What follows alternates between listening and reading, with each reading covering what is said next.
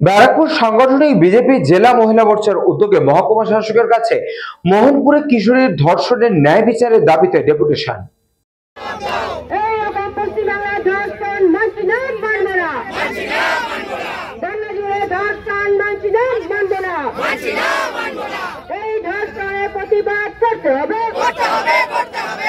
সম্প্রতি ব্যারাকপুর মোহনপুর এলাকায় এক নাবালিকাকে ধর্ষণের প্রতিবাদে এবং ব্যারাকপুর জুড়ে দুষ্কৃতী কার্যকলাপের প্রতিবাদে আজ ব্যারাকপুর মহকুমা শাসকের দফতরের সামনে ব্যারাকপুর সাংগঠনিক জেলার বিজেপি মহিলা মোর্চার উদ্যোগে এক বিক্ষোভ সমাবেশ আয়োজিত হয়। তাদের দাবি, সমস্ত ক্ষেত্রেই পুলিশ দোষীদের আড়াল করার চেষ্টা করছে। অবিলম্বে অপরাধীদের গ্রেফতার করে দৃষ্টান্তমূলক শাস্তি দিতে হবে, তা না হলে আগামী দিনে আরো বৃহত্তর আন্দোলনে হুঁশিয়ারি দিয়েছেন তারা।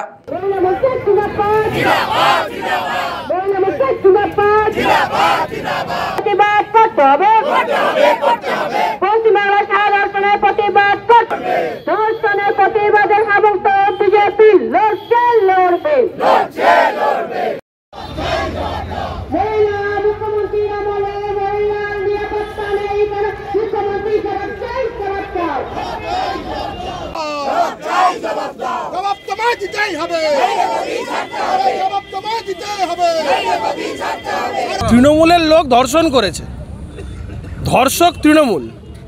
যে করেছে সে তৃণমূলের বুথে ছাপ্পা দেয়, যে করেছে সে তৃণমূলের বুথে বসে। শাসক দল, পুলিশ প্রশাসন আগে এটা বলুক যে তৃণমূলের লোক এই ঘটনা ঘটিয়েছে, শাসক দলের তরফ থেকে নারী সুরক্ষা সম্পর্কে তারা কি বলছে। দেখো, এখন যে বিষয়টা সেটা হচ্ছে স্পষ্টত আমরা যেটা বারবার করে বলছি, সিসিটিভি ইনস্টলেশনটা আমরা খুব জোর দিচ্ছি। কারণ কেন্দ্র টাকা দিচ্ছে, এরা সব পয়সা খেয়ে নিচ্ছে। সেটা হচ্ছে রাজ্য স্তর থেকে শুরু করে জেলা স্তর থেকে শুরু করে পঞ্চায়েত স্তর, শুধু কেন্দ্র পয়সা দেবে, এরা খেয়ে নেবে। আর কেন্দ্র যখনই জবাব চাইবে তখন বলবে তোর বাপের টাকা। এই তো হচ্ছে অবস্থা। তো কেন্দ্র যে টাকা দিচ্ছে অ্যাপ্রোপ্রিয়েট সিসিটিভি ইনস্টলেশন করার জন্য, সেটা করা হচ্ছে না। আমরা এসডিওকে সেটাই বলতে এসেছি। এসডিওকে বলে কোনো লাভ হবে না, দিদির চাকর বাকর, কিচ্ছু করার নেই, পিসিমণির চাকর বাকর। তাই চাকর বাকরদের কথাবার্তা বলে কোনো লাভ নেই, কিন্তু আইনগতভাবে একটা পদ্ধতির মধ্যে দিতে চলতে হয়। এই সমস্ত চটিচাটা চাকর বাকরদের এটাই বলা যে পয়সা করি ঝাড়ুন, পয়সা করি খান, সব ঠিক আছে, কিন্তু একটু কাজও তো করতে হবে। 100 খেয়ে নিলে হবে? এদের অবস্থাটা হয়ে গেছে তাই। তো আর সার্বিকভাবে এরা যদি এগুলো না করতে পারে, মানুষ যদি আইন নিজের হাতে তুলে নেয়, ওই যাদবপুরে যেরকম বলেছিল না হোক কলরব, এরকম যদি জনগণ এখন হোক ক্যালারি বলা শুরু করে, কেউ কোথাও বাঁচবে না।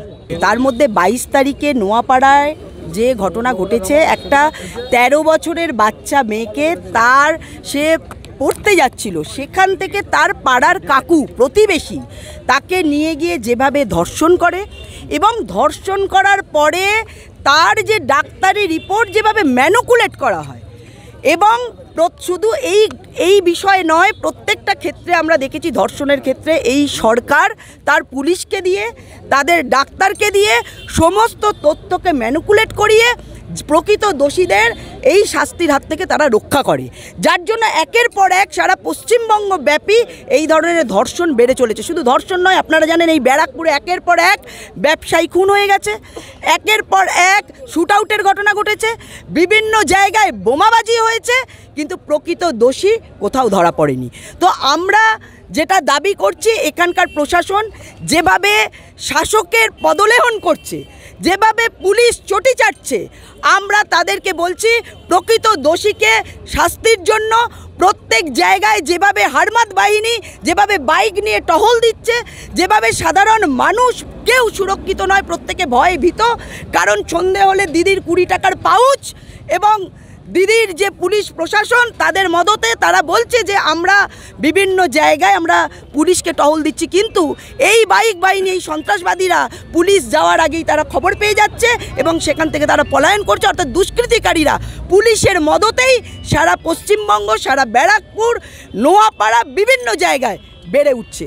আমরা তার প্রতিবাদে আমরা প্রকৃত দোষীদের শাস্তি চাই। ব্যুরো রিপোর্ট, নিউজ পঙ্গ টাইম।